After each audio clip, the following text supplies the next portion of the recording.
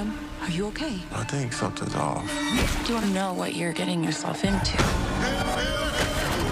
Now we playing some football! Don't have to do this. I've never been more certain of anything in my life. And how bad does Cameron Cade want it?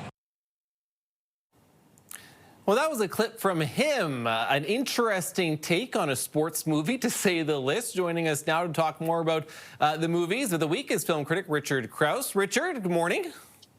Good morning to you. Thanks for having me. Thanks for being here. So it's a horror film with a young football star. I first saw the preview for this. I was like, okay, this is interesting. I'm not really sure if I'm going to follow this along. He sacrifices everything to be great. Marlon Wayans in this one. Does it live up to his other films? What do we make of it? Well, this is an odd movie because it will make your eyeballs dance. It's beautiful looking. It is shot to within an inch of its life, edited to within an inch of its life.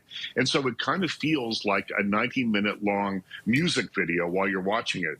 But it's the story of this college quarterback who goes on to be trained by one of the greatest of all times, only to discover that perhaps there's more of a cult than an actual training facility happening.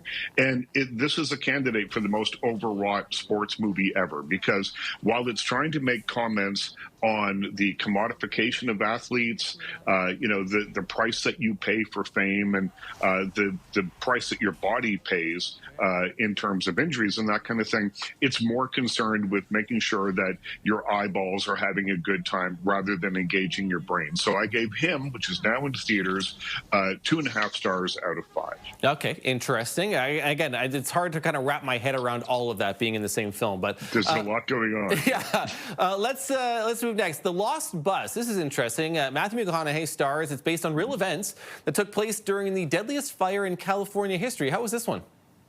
Yeah, this one goes back to 2018. It's from Apple TV. So it's in theaters this weekend. You'll find it on Apple TV in a couple of weeks. And Matthew McConaughey plays a guy who's down on his luck. He drives a school bus to make ends meet. And when a single spark starts this huge wildfire that will eventually eat up an entire town and cover 10 or more acres in flames. Before it gets to be that much of an inferno, he is told, go pick up 23 children and take them to a pickup spot so their parents can take them home. He does so, but the fire is moving so quickly, and that's what this movie is really good at, is showing us how quickly the fire can move, how intense it can be, and how just all-consuming these flames are.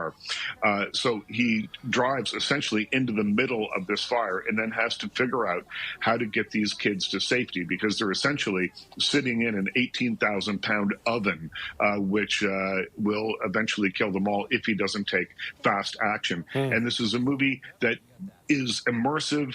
In the theater, I think this will be a you are there kind of almost like a documentary style experience. That's how it's shot anyway. But the characters aren't all that well defined, but it is a horror film in the sense that the monster here are the flames, and the depiction of that is really quite something. So I gave The Lost Bus, which is now in theaters, 3 out of 5 stars. Yeah, fascinating and topical, clearly, given all the wildfires that we've seen across North America. Richard, next we have The History of Sound. So this is a historical romantic drama set during World War I. Give us your thoughts. Yeah, this is Josh O'Connor and Paul Mescal, 2 really good young actors who, when we first meet them, are college students. They're both studying music. They bond over their love of music. They begin a romantic affair, which is interrupted by World War I, when one of them, David, played by Josh O'Connor, is sent to war. The other, Lionel, Paul Mescal's character, goes back to work on the family farm. Then he gets a letter from David saying, I'm back from war, and I want to continue our work studying these folk songs and the oral traditions of people, which will be lost if we don't set out to record them. So they do exactly that. They set out to record all these things and continue the relationship. I will not tell you what happens after that because there are spoilers here, but this is a movie that is about yearning, about loss. It is extremely deliberate in its pacing, i.e. it's quite slow moving, but the performances between the two leads really elevate this movie. So I give it 3.5 stars out of 5, called The History of Sound, and it's in theaters now. Fantastic. Your biggest rating of the week. Richard Crouse, appreciate this. Thanks for taking us through them. We'll talk to you soon. Thank you.